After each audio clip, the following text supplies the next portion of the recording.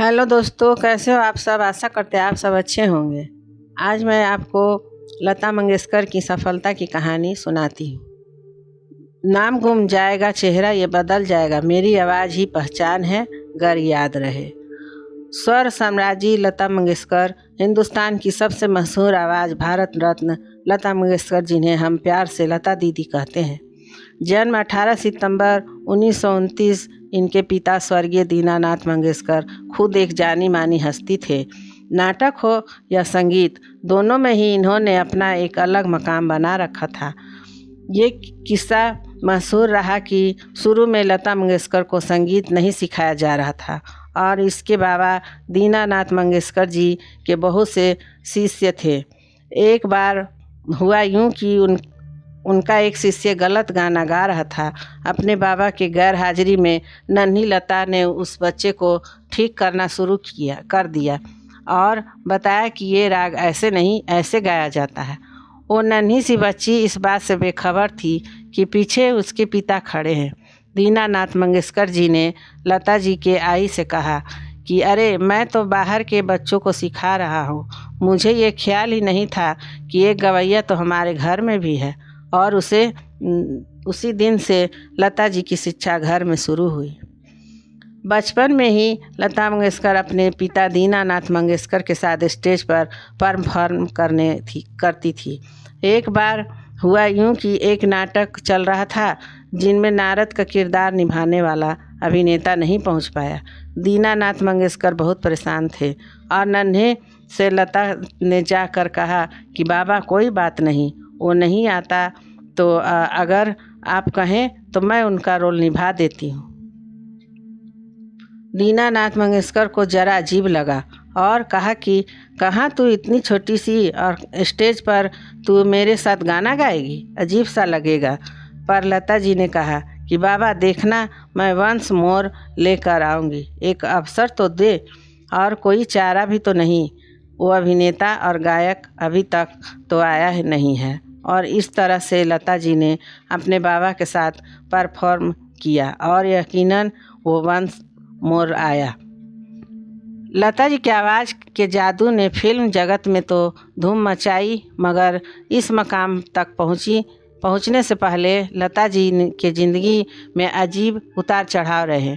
बचपन में ही इनके पिता दीनानाथ मंगेशकर जी, जो कि खुद एक बहुत बड़ा ज्योतिष के ज्ञाता थे, उन्होंने लता जी से कहा कि देख बेटी, तू आगे जाकर इतनी सफल होगी जिसकी कोई कल्पना भी नहीं कर सकता। लेकिन उस सफलता को देखने के लिए मैं नहीं रहूँगा और तेरी शादी भी नहीं होगी। पूरे परिवार की जिम्मेदारी तुझ पर ही रहेगी। नन्ही सी लता उस वक्त समझ नहीं पाई कि इनके बाबा बहुत जल्द जाने वाले हैं, और ठीक वैसा ही हुआ। दीनानाथ मंगेशकर का स्वर्गवास हो गया। पूरी जिम्मेदारी लता मंगेशकर के कंधों पर आई और स्टेज के साथ साथ उन्होंने फिल्मों में छोटे मोटे किरदार निभाने शुरू किए। मास्टर विनायक के कंपनी में ये काम किया करती थी। वही मास्टर विनायक जिनकी बेटी नंदा आगे चलकर बड़ी ज़बरदस्त अभिनेत्री बनी। लता मंगेशकर को ये कतई पसंद नहीं था कि वो एक्टिंग करे, और एक बार वो शूटिंग से लौटी और घर आकर फूट फूट कर रोने लगी।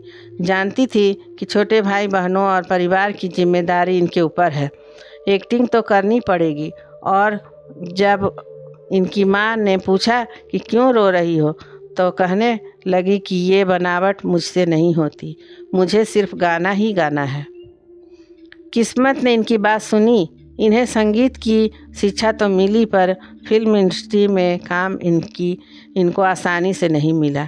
मुंबई फिल्म इंडस्ट्री में इनकी आवाज़ को सुनकर ये कहा गया कि आवाज़ इतनी पतली है कि प्लेबैक सिंगिंग के लिए नहीं, और इनके गुरु और गॉडफादर मास्टर गुलाम हैदर ने ये बात साबित करने का पीड़ा उठाया।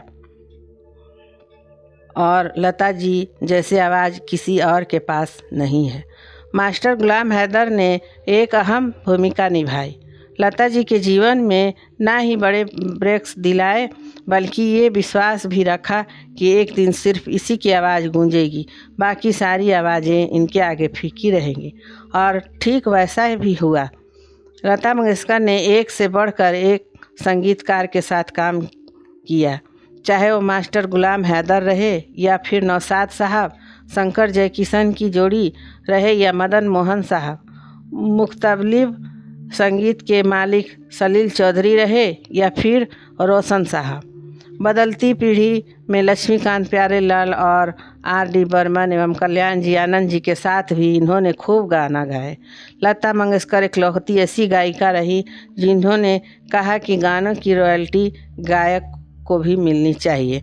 रिकॉर्डिंग के पेमेंट के बाद भी जब तक वो रिकॉर्ड बिक रहा है, उसकी कमाई का छोटा सा हिस्सा गायक के हिस्से में आना चाहिए और इन्हें रॉयल्टी मिले।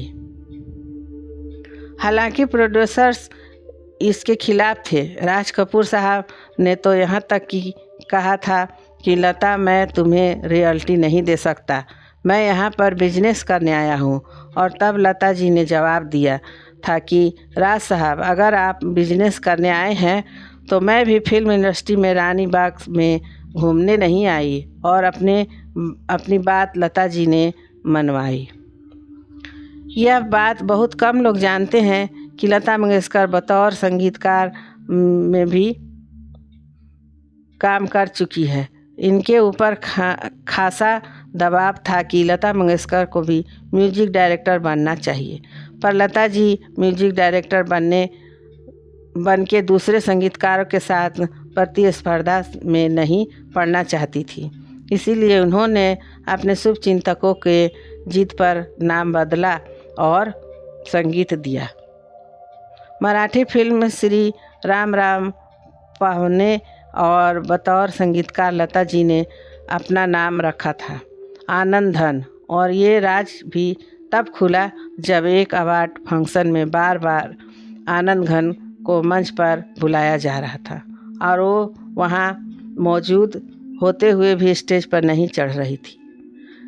जाहिर सी बात है, लता मंगेशकर कैसे जाहिर करती कि वही लता है और वो आनंद धन भी है, पर लता जी ने को मंच पर जाना ही पड़ा और इस तरह से वे राज खुला। ये बात भी आगे जाकर पता चली कि 60 के दशक में जब लता मंगेशकर एक अलग मुकाम हासिल कर चुकी थी, तब उनकी तबीयत अचानक बहुत ख़राब हो गई थी। मौत के मुंह में इन्हें बाहर निकाला गया था और डॉक्टर ने इन्हें बोला था कि कोई आपको धीमा जहर दे रहा था, और वो डॉक्टर सही था। इनका एक रसोइया इन्हें हर रोज़ धीमा जहर दिया करता था, जिसकी वजह से लता जी की जान भी जा सकती थी, पर इनकी बीमार पड़ते ही वह तुरंत रसोइया भाग गया। अवार्ड के मामले में लता मंगेशकर ने कीर्तिमानस स्थापित किए, चाहे वो पद्म भूषण रहा हो या पद्म विभूषण रहा या फिर भारत का सर्वोच्च सम्मान भारत रत्न। पर जहां फिल्म फेयर अवार्ड भी की बात आती है, तो लता मंगेशकर ने यह फैसला कर लिया था कि अब वह नए गायक और गायिकाओं को मौका मिलना चाहिए। इसीलिए एक वक्त पर इन्होंने अवार्ड लेने से इनकार कर दिया था। लता मंगेशकर एक बहुत हंसमुख प्रतिभा है और इन्हें फोटोग्राफी का बहुत शौक। ये बात सही है कि लता मंगेशकर की शादी नहीं हुई, पर लता जी ने हमेशा कहा कि मेरे परिवार में मेरे छोटे भाई बहनों के बच्चों भी मेरे खुद के बच्चे की तरह है। हर संगीतकार के साथ लता मंगेशकर की संबंध खूब जमी, चाहे वो दादा बर्मन रहे या फिर उनके बेटे R.D. बर्मन या फिर बदलते वक्त के संगीतकार जतिन ललित और A.R. रहमान। लता मंगेशकर ने हर दौर हर युग में अपना आवाज़ से सभी का दिल जीता है। जब हिंदुस्तान और चीन का युद्ध हुआ तो बहुत सैनिक शहीद हुए, तब लता मंगेशकर की आवाज़ में आया ये गाना, ये मेरे वतन के लोग जरा आँख में भर लो पानी। इसे सुनकर तत्काल प्रधानमंत्री पंडित जवाहरलाल नेहरू ने रो पड़े। यह बात भी मशहूर रही कि लता मंगेशकर इकलौती ऐसी गायिका है जो गाने के लफ्ज़ सुनकर ही उस गाने को रिकॉर्ड करती है। यदि कोई भी आपत्तिजनक शब्द हुआ तो लता जी ने उस गाने को रिकॉर्ड करने से इनकार कर देती है। गज़लें रही या फिर रोमांटिक गाने, दर्द भरा गीत रहा या फिर सपनों भरा, हर जज्बात को लता जी की आवाज़ मिली है। नाम गुम जाएगा, चेहरा ये बदल जाएगा, मेरी आवाज़ ही पहचान है, मगर गर याद रहे। दोस्तों, आपको ये सक्सेसफुल स्टोरी कैसी लगी? अगर पसंद आई तो कृपया लाइक करें, सब्सक्राइब करें। धन्यवाद।